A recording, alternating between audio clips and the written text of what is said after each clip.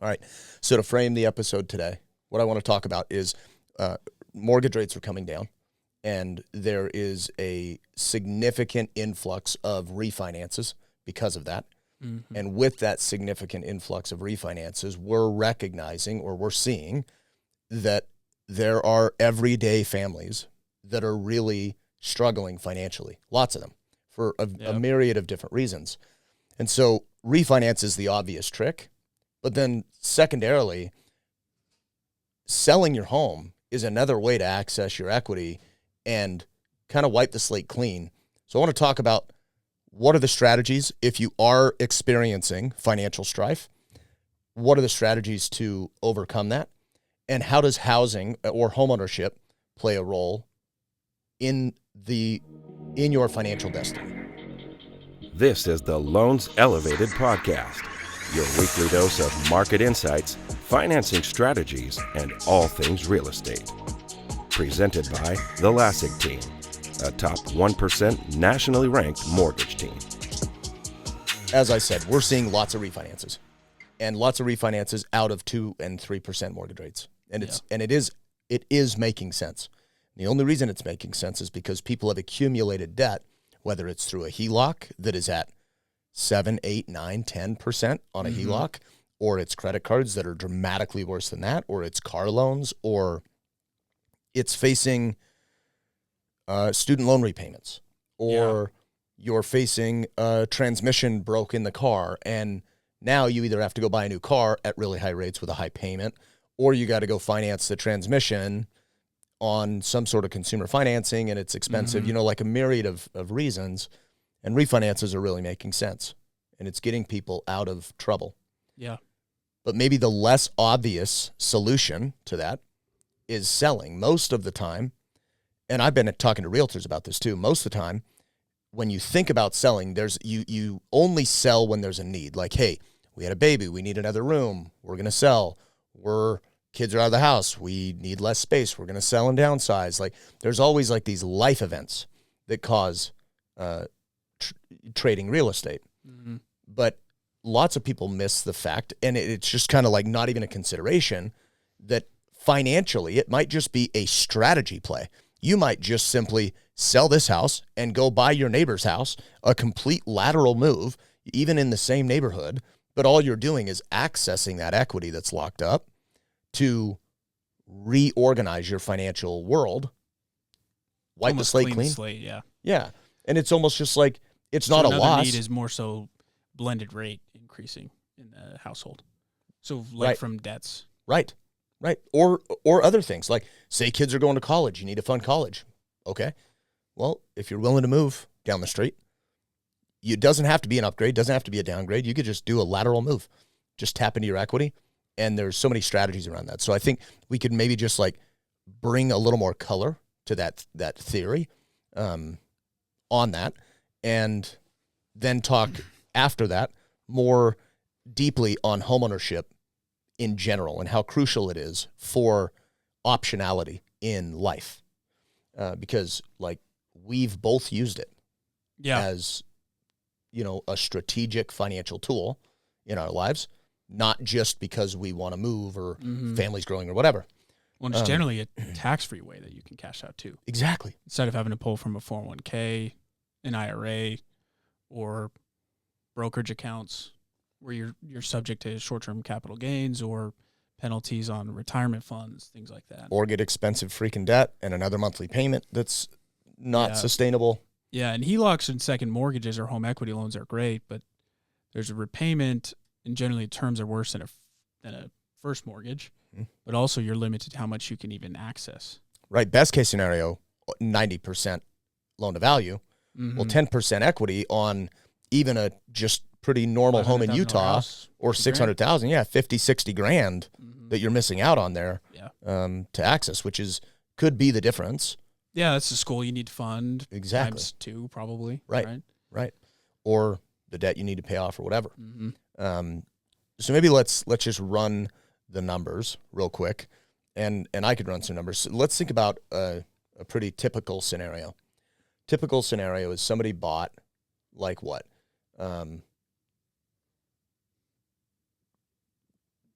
5 years ago, Yeah. 2020, home prices go up about 5% per year on average. So they bought 5 years ago, what, a $500,000 house?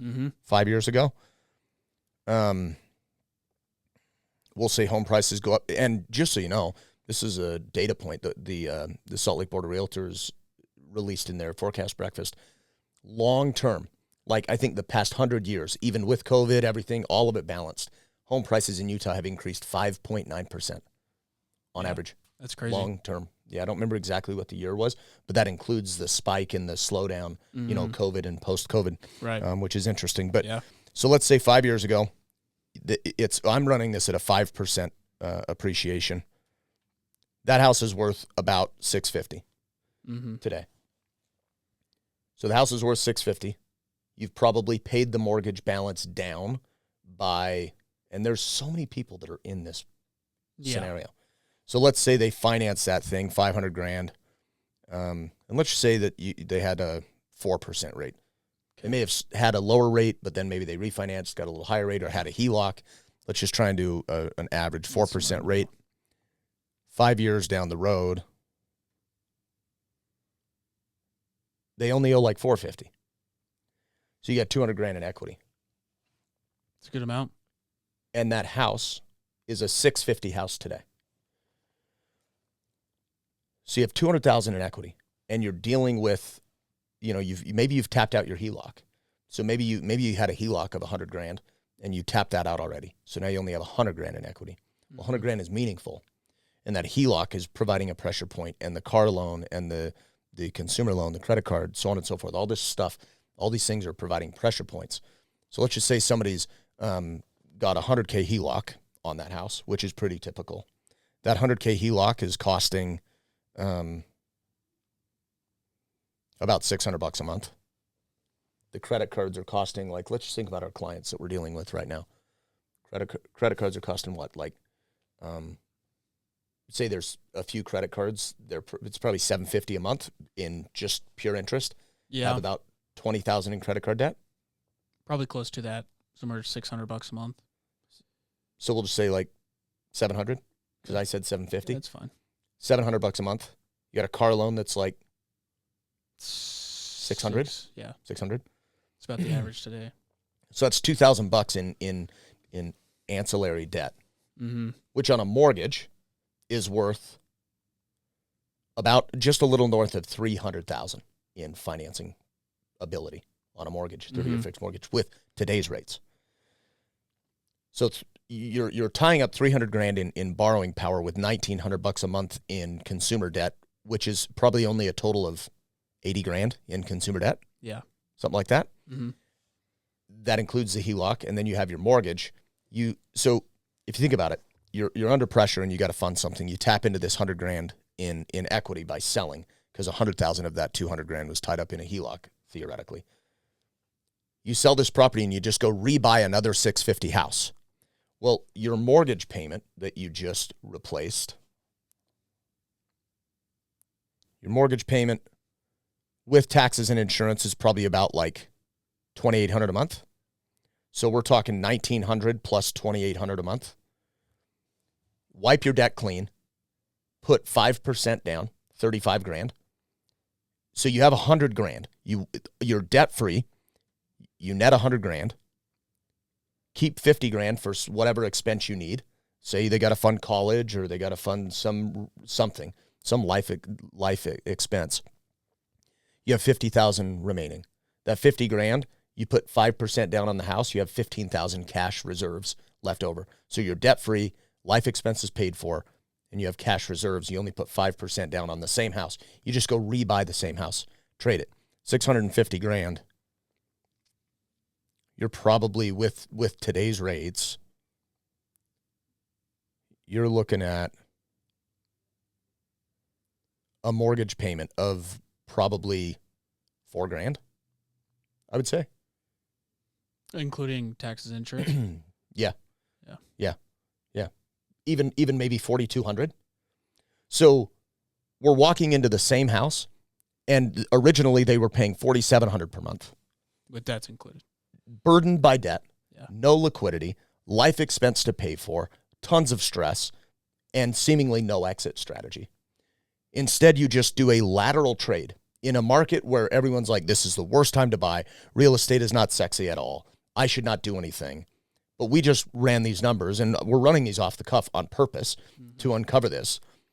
You have a $4,200 payment, and I think that's probably over-exaggerated payment. You have a $4,200 payment, so you save $500 a month. You have $15,000 in liquid cash available. You're debt-free, and you just had $50,000 to go towards the, this is hypothetical, of course, but go towards the college for the kids that are graduating high school or whatever right now. That's insane. Mm-hmm. Everything is better. There's nothing worse. Yeah. I mean, you're able to handle any sort of financial problem that could come up much better and or just prevent it entirely. Right. What did you say the difference was in payment? $400 a month? From debts and old mortgage? They're saving $500 per month, theoretically. Per month. That's what it is. Yeah. So they're $500 per month richer every month. School is paid for. They're debt-free. So you think about it. The alternative is you got to pay for school. How are you going to do that? Student loans. Well, student loans are a lot more expensive than mortgage debt. Yeah. Not to mention mortgage debt is tax deductible. And with the higher rates, there's some benefits there for most people where those savings monthly might even be more because you're going to pay less in income taxes. Right. Potentially dramatically less because you're borrowing more at a higher rate than you were before. Mm-hmm. And when we run that for clients, it's oftentimes like hundreds per month in savings on income tax benefits. Yeah. $300-$400 a month. Oh, yeah. Yeah, that's huge. And that alone could change the psychology of the gridlock that we have right now. Because a lot of people are looking at it like, oh, it doesn't really make sense, but these same people are also feeling the strain of the economy and inflation. Well, and dude, they have for years. If we they only look at it like, well, I'm barely affording my life now with the current payment. There's no way I could afford buying a new house. Right. Well, because most of the time, new house means upgrade, or it just means, or they freak out and just like over exaggerate what higher rate is gonna cost. Yeah. Without accounting for like, okay, well, I could wipe out the debt. I could do this. I could do that. And let's just say they don't even, this goes into holistic mortgage planning and the ebook a lot. Like, let's just say they don't even have a $50,000 expense. Well, you could take that $50,000 and throw it into retirement. And over 20 years, that $50,000, like let's just say in the S&P 500, 20 years down the road, that $50,000 turns into $360,000 for retirement. Yeah. So it creates a path for hundreds of thousands of dollars in retirement assets and hypothetically that the payments are less money. It costs these people less money overall total to live. Yeah. So you have the same house or potentially nicer because there is a lot of negotiating power right now in the marketplace. But let's just say same house, debt-free, less monthly payments, and life expenses taken care of or more strategic. Let's say this isn't a parachute that you're trying to use. This is just pure strategy, fund retirement. Yeah. And some people... Well, there's even locational expenses too. Like, let's say during COVID, they were able to work remote pretty comfortably, but their employer said that they have to come back to the office, and maybe they got the job when it didn't matter where their location was because they were working from home. Yep. So now they're dealing with a 40-minute commute both ways, right? Yep. Gas, time away from family. Like, there's other benefits that could come from it too. Or maybe job change or something like that, like life happens. So the big call to action is like, consider your mortgage in your home, even though it is a lifestyle thing as well, and a familial thing and an emotional thing. Peel back the layer a little bit and look at your home as like a tool at your disposal to accomplish a lot of things if you'll just get objective and unemotional about the considerations. And like so many, like we talk to people every freaking day that are facing these realities that we're talking about. Like, we're just pulling stuff out of thin air here, but these are things that we've heard or our clients are currently experiencing. And many of them are kind of just like, it's like a freaking brick wall hits them when we're like, well, what if you just sold? They're like, well, wait a minute. I don't know. What if I sold? And I think a lot of it really stems from the fact that people just hyperfixate on the mortgage payment. but don't or the realize mortgage rate. Or the mortgage rate. Yeah. And don't realize you're basing your your emotional and financial stability off of your total budget, whether you realize it or not. It's not just the mortgage payment. Right. It's your total expenses. Mm-hmm. If there's a path, which there generally always is, in this case, selling what it would make sense because you're buying the same house, right? You'd initially think, well, I'm going to be paying more for the same house. But if it frees up $1,500 a month in consumer debt, you're not paying the same for the same house. You're saving money. Tons. And then all you have now all of your interest that you're paying as a tax deductible interest paid. Mm-hmm. Mm-hmm. And exactly, which is meaningful. Hundreds per month. It's like it completely changes the game. I'm looking at the chart that we've looked at a bunch of times. So consumer debt on just credit cards and revolving accounts. So this is very expensive debt. Yeah. 20% probably average rates on this debt is almost 1.1 trillion. Yeah, that's ridiculous. Dude, 1.1 trillion. So this is not a unique thing. And that's the other thing that I would encourage listeners to consider is if you're feeling this pressure, don't be ashamed. You are not alone. Practically every client we talk to has tens of thousands in credit card debt, right? Hundreds per month.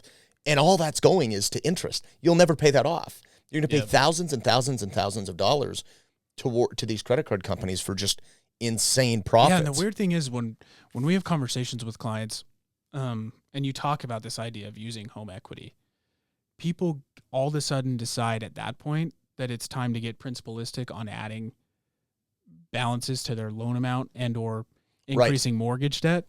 But it's how come you didn't have the same principle when it came to the consumer debt that's costing you triple, if not more, than what the mortgage debt's costing you? Because they're viewed in different buckets for some reason. I know, it's so weird. odd. It is a psychological thing for sure, but once you break it, then you realize there are many other ways to get out of the financial constraint. Well, not only that, what we talk about, real estate as part of your just financial future and as a tool, not as this thing that you have to hurry and pay off or all these weird emotional attachments people have to mortgages.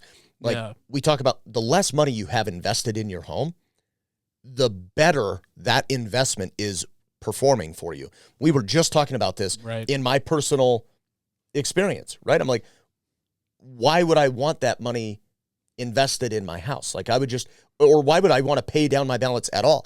In a perfect world, I would rather have interest-only debt on 100% of my debt. I have the equity. It's going to grow over time, and I have to invest as little as possible into that mortgage, as little down as possible, as little monthly as possible, so that I can capitalize on tax deductions, but more importantly, capitalize on reinvestment elsewhere, because long-term it's worth so much more, and the home is going to turn a profit equal no matter what. Yeah. And this is really the shift of your top 1% people of the income earners and business owners of the world is it's using debt as a tool. Mm-hmm. Mm-hmm. It's not avoiding debt always. It's just using debt as a tool and using the right debt. Right. Consumer debts are terrible debt. You should stay away from consumer debt. It's 100% cost, zero benefit. Terrible. Mortgage debt is not the time to become principalistic. No, for sure not. For sure. Yeah. So there's a lot of people in this boat. Now, refinancing, you can accomplish all these same things. A HELOC, maybe you can put a Band-Aid on it and accomplish similar things. Yeah. But really, the option I think people are missing is you might just need to sell and rebuy. Mm-hmm. To wipe the slate clean. To be honest with you, I was talking about this with my brother-in-law. They're considering the same thing because he's considering going to flight school.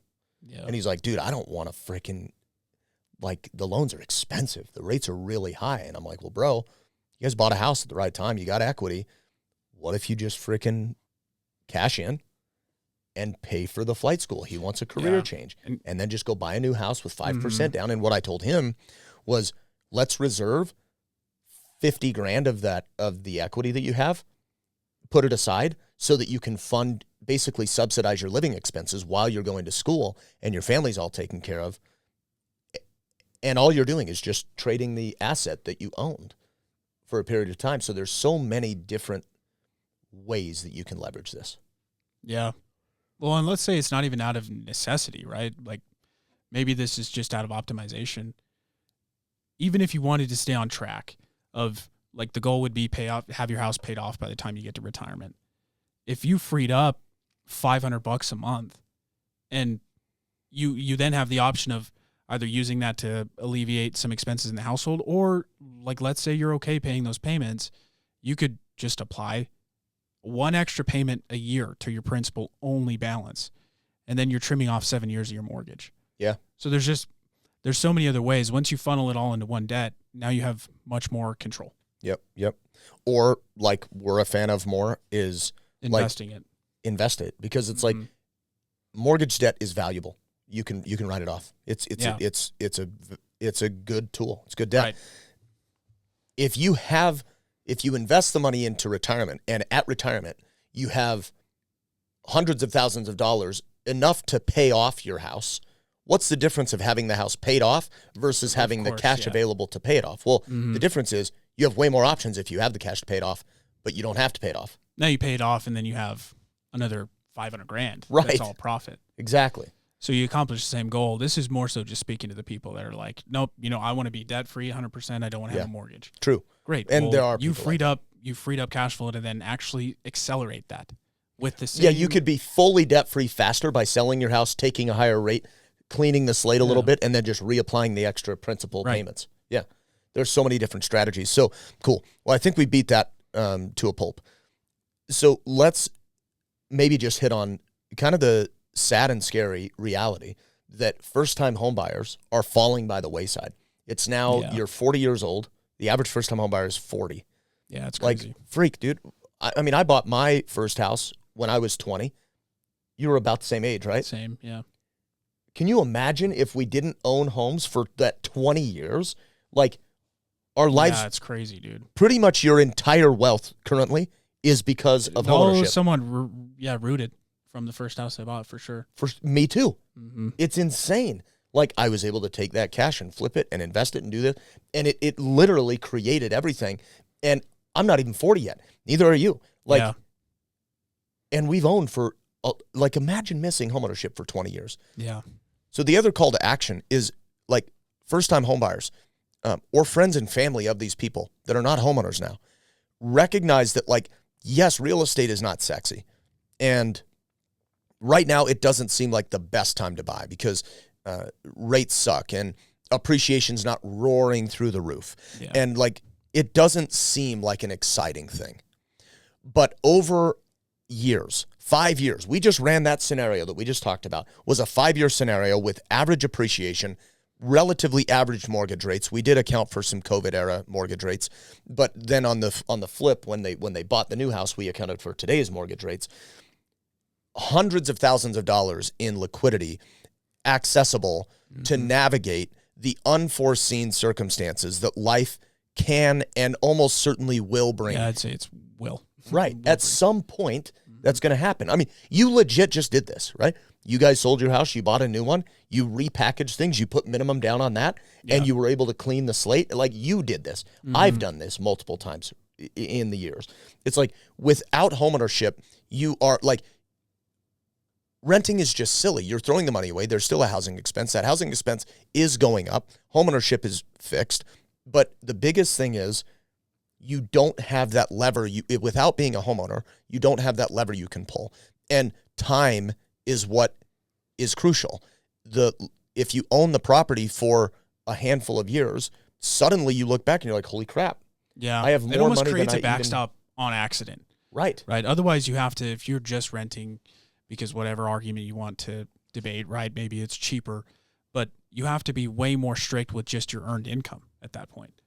Well, versus on accident, you could create this backstop just by owning a house. But also, where's that money going to go? If you're a renter and you're like, no, I'm super disciplined, I'm going to save. Where's that money going to go? Well, if you are not very strategic at all, it's going to go in your money market account, which is probably the worst place it can go, sitting in cash, just losing money. You're literally losing money while it's sitting there. Or it's going to go in your retirement. You pay penalties, super hard to access. If you want to access it without penalties, you got to get a loan. What does a loan mean? Another monthly payment. Yeah. It's a disaster. Whereas real estate, is tax advantaged, just like retirement accounts are, but I would say even better because you can access it anytime. There's no limitation on age or retirement or any of that stuff. You can avoid taxes on these transactions often. Yeah. Loans are not taxable, so you can liquidate equity, and Right. that is not taxable. So it's And the terms are generally much better.